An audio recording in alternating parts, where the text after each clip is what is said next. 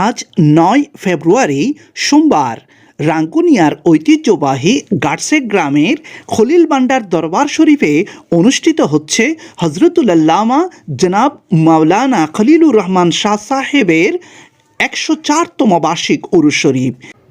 এই উপলক্ষে গাটসেক গ্রামের প্রতিটি ঘরে সৃষ্টি হয়েছে ঈদের আমেজ। দূর দূরান্ত থেকে অসংখ্য ভক্ত ছুটে আসছেন এই আধ্যাত্মিক সাধকের জিয়ারত করতে। উল্লেখ্য, প্রতি বছর ৯ ফেব্রুয়ারি খলিলুর রহমান শাহ সাহেব রহমতুল্লাহ আলাইহের বার্ষিক উরুস শরীফ মহাসমারোহে অনুষ্ঠিত হয়ে থাকে।